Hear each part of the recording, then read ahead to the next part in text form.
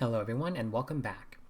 In the last video, we introduced the idea of hypothesis testing, and in this video we will go through the procedure and some examples for performing hypothesis tests for a single proportion. So here I've listed the steps for a hypothesis test, and the procedure will be the same for all of the different statistical tests that we will cover, so it is a good idea to have this handy as an easy reference. Now, a test for a single population proportion is called a one proportion z-test. Now, since the sampling distribution model for proportions is normal, then the test statistic is going to be a z-score.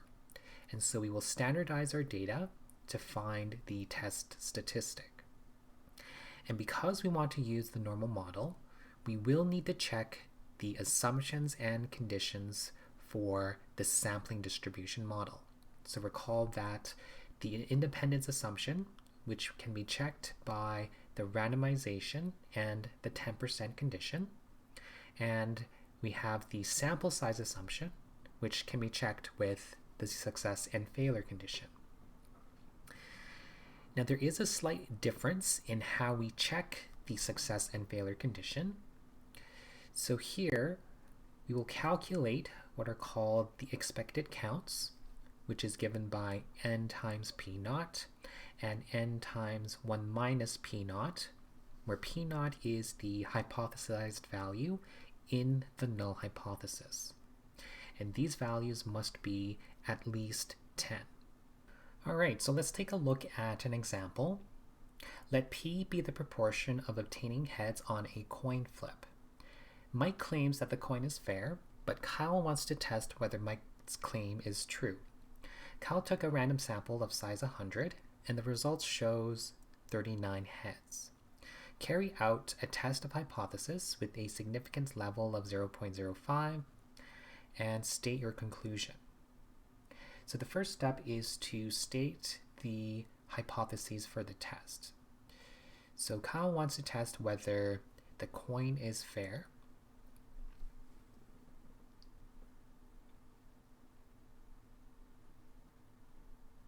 So in the null hypothesis, we assume that the coin is fair, which means the proportion of heads and tails is equal to 0.5.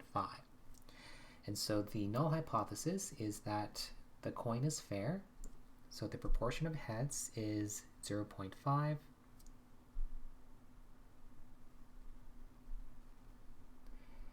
and the alternative is that the coin is unfair. And so this is the hypotheses where p is not equal to 0.5.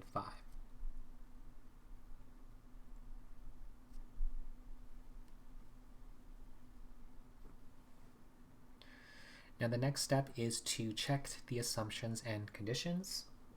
So we have the independence assumption.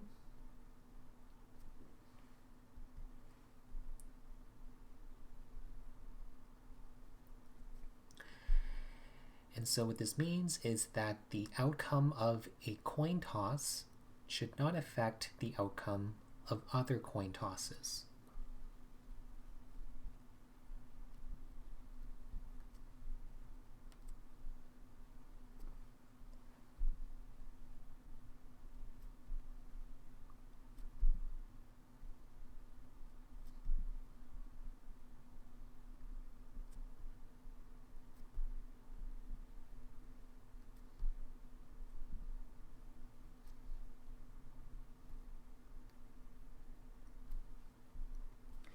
And to check for independence, we look at the randomization and the 10% condition.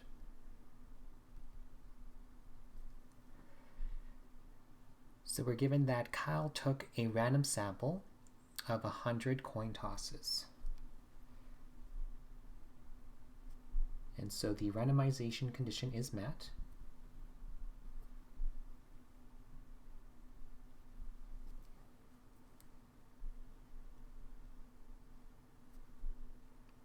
And for the 10% condition, our sample size should not be larger than 10% of the population.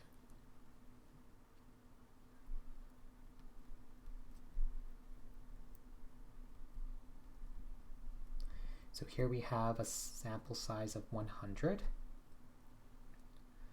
and the population size will be infinitely many coin tosses. And 100 is definitely not larger than 10% of infinity.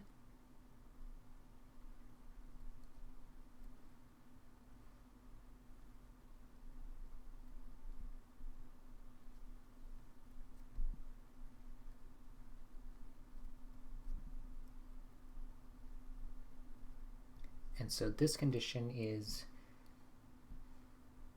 reasonable.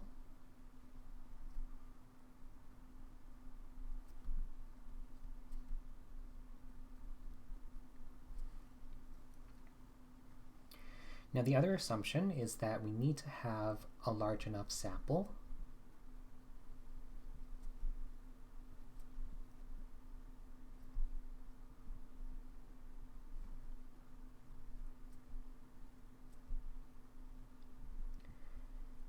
And so we check the success and failure condition.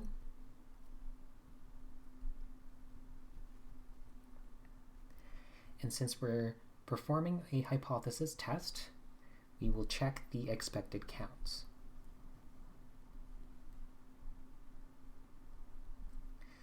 Which is n times p naught. So that's 100 times 0.5. This is the value in our null hypothesis, which is equal to 50. And n times 1 minus p naught, which is 100 times 1 minus 0.5, which is also 50. And both of these values are at least 10, so the success and failure condition is satisfied. So after we have checked our assumptions and conditions, the next step is to calculate the test statistic.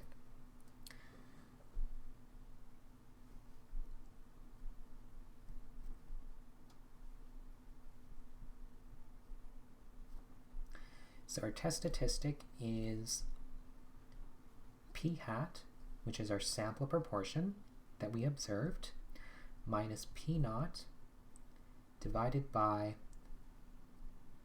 the standard deviation of the sampling distribution.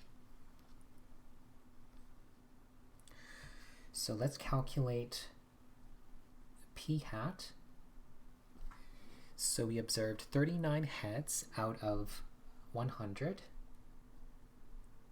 And so p hat is 0.39.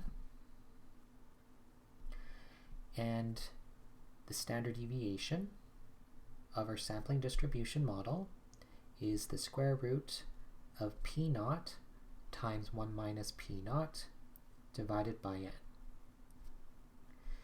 So notice that when we calculate the standard deviation, we will use the value of p naught, which is the hypothesized value for p. So this will be the square root of 0.5 times 1 minus 0.5 divided by 100, and this is equal to 0.05.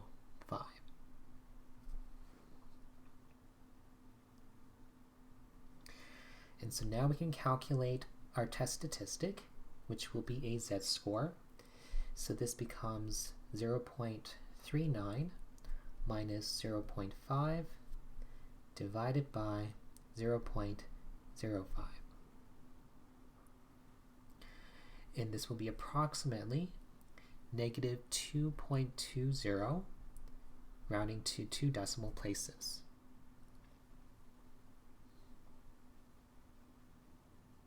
So our test statistic is negative 2.20.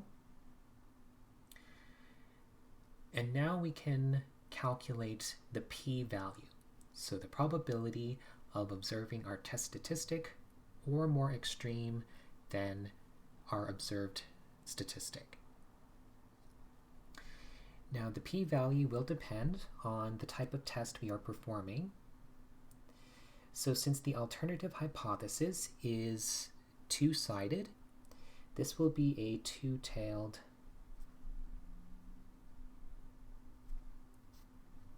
hypothesis.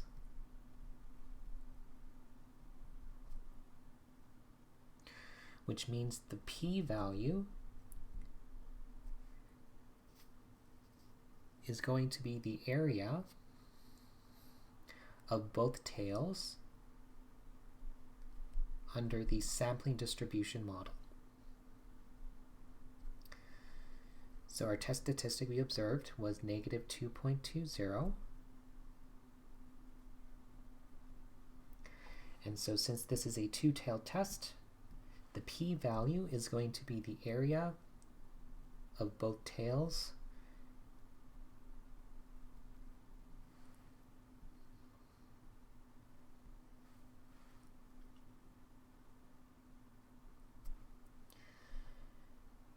and because of symmetry, the area in the left tail will be the same as the area in the right tail. So we can determine the area in one of the tails and then multiply it by 2. And this will give us our p-value. And so the p-value is going to be twice the area to the left of negative 2.2.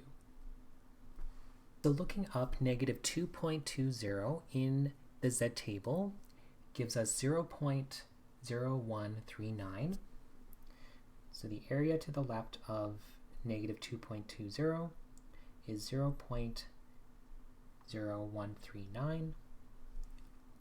And so the p-value will be twice this area, which will be 0.0278.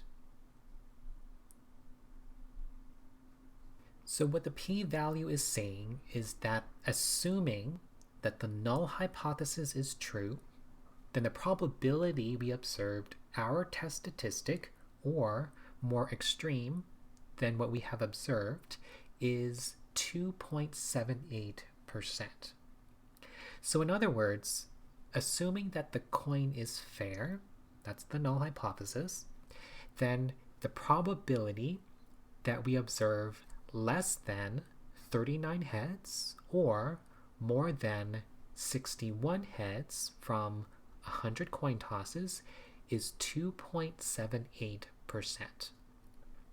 Because this is a very low probability, this is rather unlikely to happen if the null hypothesis were actually true.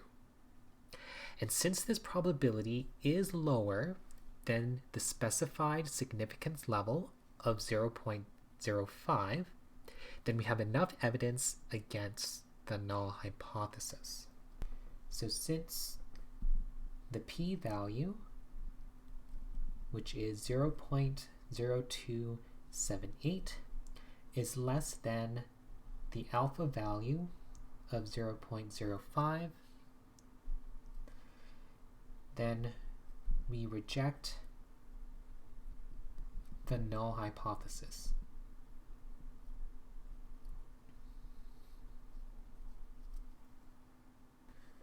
So there is sufficient evidence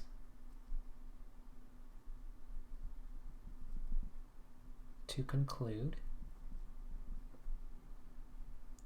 that the coin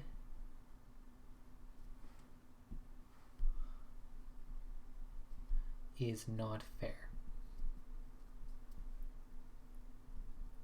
So recall that the null hypothesis was assuming that the coin is fair. So we start with the assumption that the null hypothesis is true. Then we obtain the evidence and showed that there is enough evidence against the null hypothesis. So we conclude that the null hypothesis is false and that the coin is not fair. So let's take a look at another example. Suppose that the proportion of adults above 40 that participate in fitness activities is 0.8 last year. An advertising campaign that promotes fitness activities is launched this year, and you want to test whether the proportion is higher this year. Assume that you take a random sample of 100 people and find that 85 participate in the activities. Carry out a hypothesis test with a significance level of 0.01 to test your claim. So the first step is to write our hypotheses. So what we want to test is whether the proportion is higher this year. And last year, the proportion was 0.8. So if P represents the proportion of adults over 40 that participate in fitness activities, then the alternative hypothesis is that this proportion is higher than 0.8. So P is larger than 0.8 is our alternative.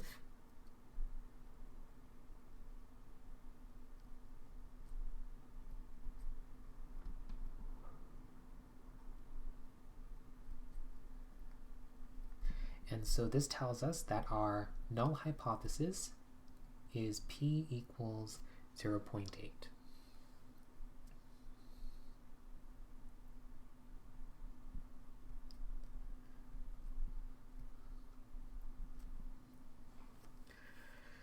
So next we will check our assumptions and conditions. So we have the independence assumption.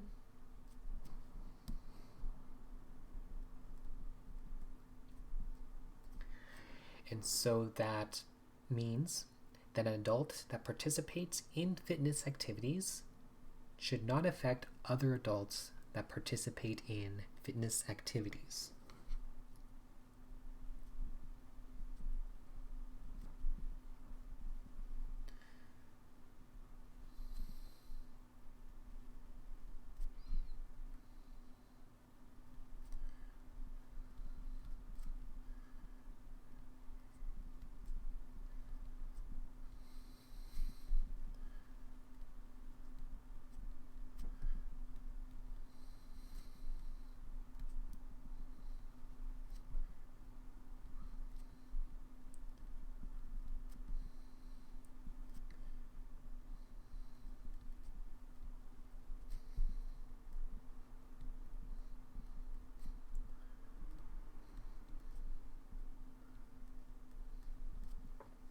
So to check for independence, we look for randomization and the 10% condition.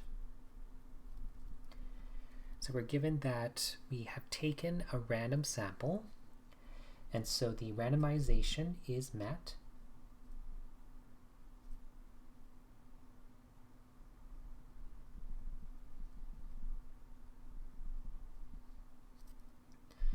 And as for the 10% condition,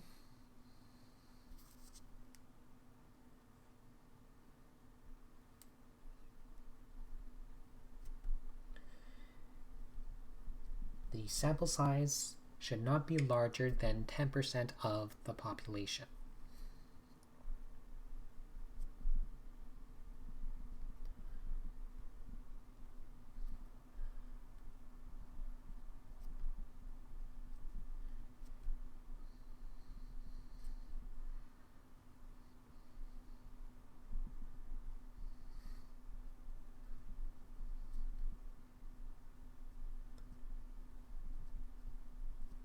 We'll assume that the community has at least 1,000 people over the age of 40.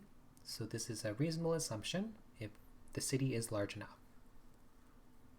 Next, we look at the sample size assumption.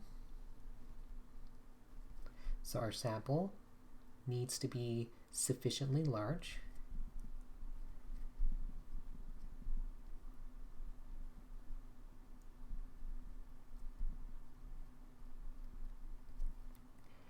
And so we check the success and failure condition.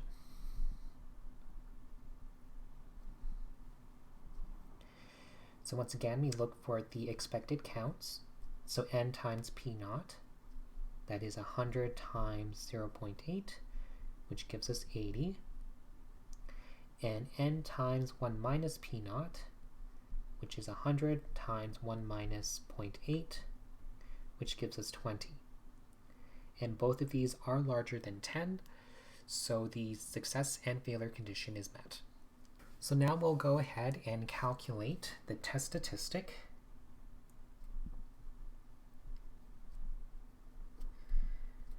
Which is given by the z-score.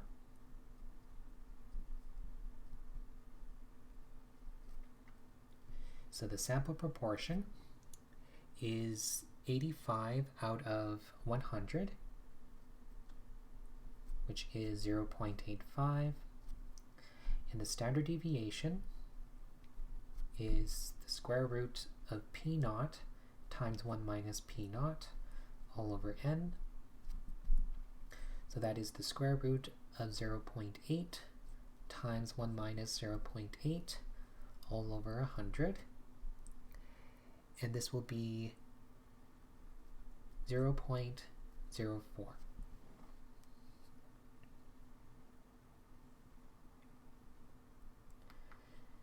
So then our test statistic is 0.85 minus 0.8 divided by 0.04, which gives us 1.25.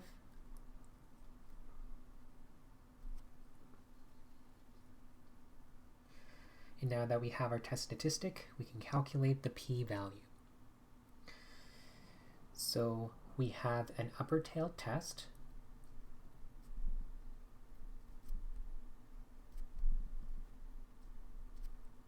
And so the p-value is going to be the area in the right tail. So our test statistic was 1.25, and so the p-value is the area to the right of 1.25 under the normal distribution.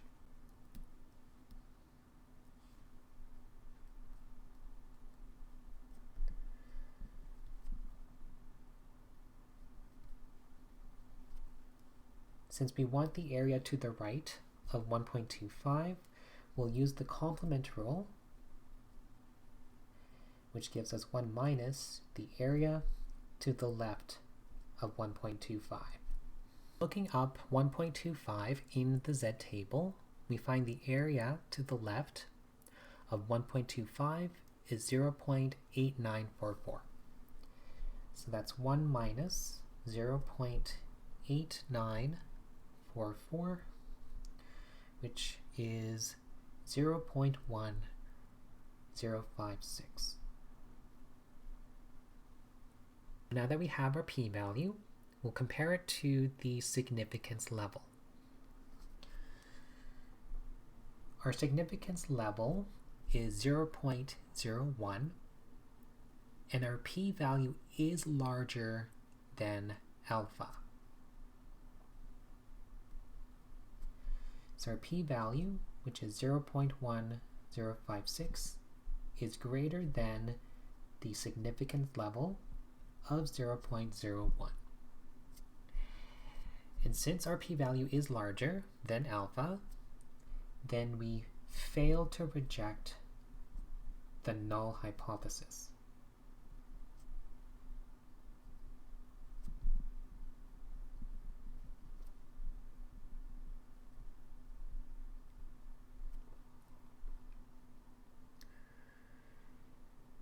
So recall that the null hypothesis is that the proportion of adults over 40 which participate in fitness activities is 0.8.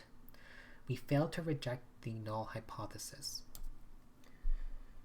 There is insufficient evidence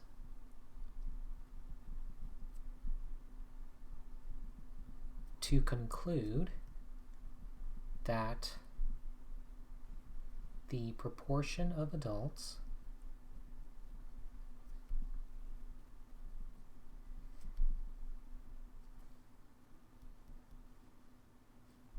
over 40 that participate in fitness activities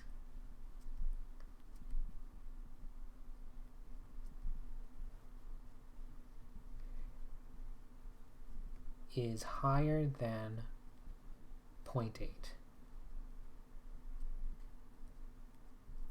So we failed to reject the null hypothesis, which means that we have insufficient evidence for the alternative, which was to test that it is higher than 0.8. So this will conclude our lesson for this video. In the next video, we will talk about the relationship between confidence intervals and hypothesis tests, and I'll see you then.